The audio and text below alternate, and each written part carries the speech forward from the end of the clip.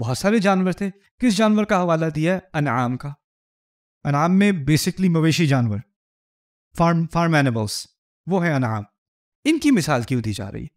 اصل میں بلی کے نا ریفلیکسز بڑے تیز ہوتے ہیں. آپ گزر رہے ہو، بلی ہو وہاں پہ، وہ چیک کریں گی پہلے خطرہ ہے کہ نہیں. پھر اگر آپ تھوڑا سا ایسے کرو تو بلی کیا کرے گی؟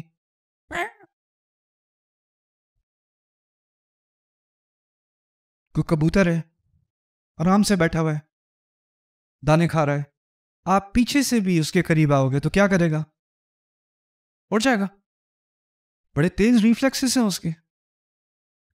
جانوروں کے مکھی ہے، آپ کے کھانے کو چرا رہی ہے آپ سے، آپ کو اب نہیں چھوڑوں گا اس کو میں. پکڑی گئی کہ نہیں؟ نہیں پکڑی گئی. یو آر ناٹ ماسٹر می آگی. کیونکہ ان کے ریفلیکسز، ان کو اتنی ہائپر اویئرنیس ہے نا، ان کو اپنی پوری انوائرمنٹ، پورا ارد گرد کا ماحول انہوں نے اسکین کیا ہوا ہے. ان جانوروں نے، ان کو دور دور کی خبر ہے. تھوڑی سی آہٹ ہوتی ہے، ہرن ایسے کرتا ہے، ایسے نہیں ہوتا. لیکن کچھ جانور ایسے ہیں جو ہوا چل رہی ہے نہیں چل رہی، بارش ہو رہی ہے نہیں ہو رہی، وہ جہاں بیٹھے ہیں وہاں بیٹھے ہیں. وہ کیا ہے؟ گائے بھینس، الانعام.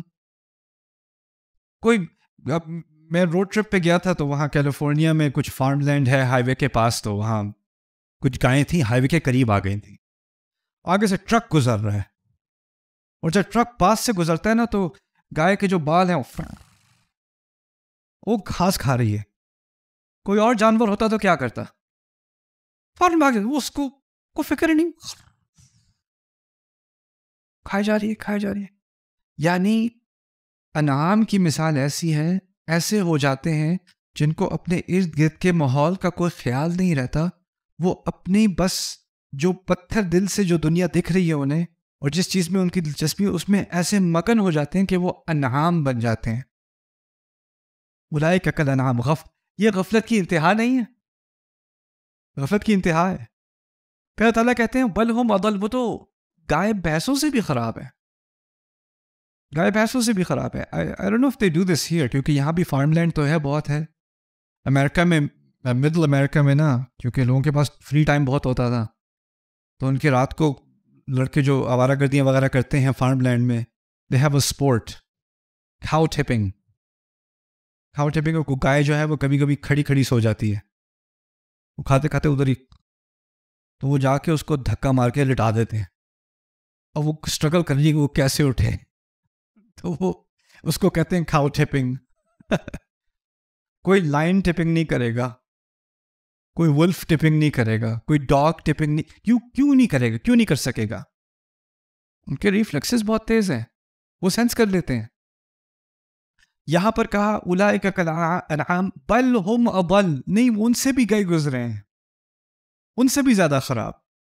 کیوں؟ اگر گائے کو کوئی آگے سے سینس نہیں ہے، کیونکہ اس کا ایک مقصد ہے، اس نے گھاس کھانی ہے، اس نے دودھ دینا ہے، اسی میں مگن ہے اس کا سروائیول. ہم نے اس کو ڈومیسٹیکیٹ کر دیا اس جانور کو، تو اس کے سینسز خراب ہو گئے.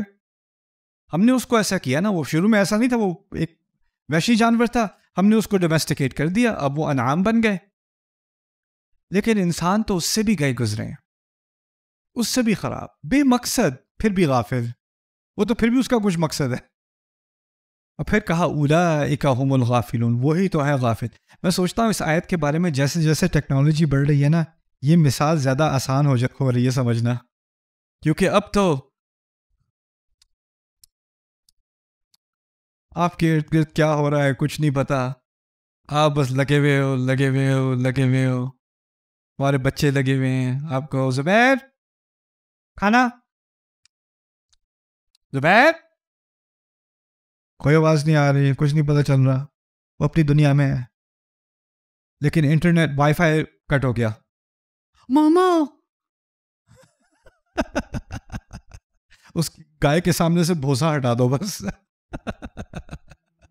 اولئک هم الغافلون. اللہم لا تجعلنا منہم.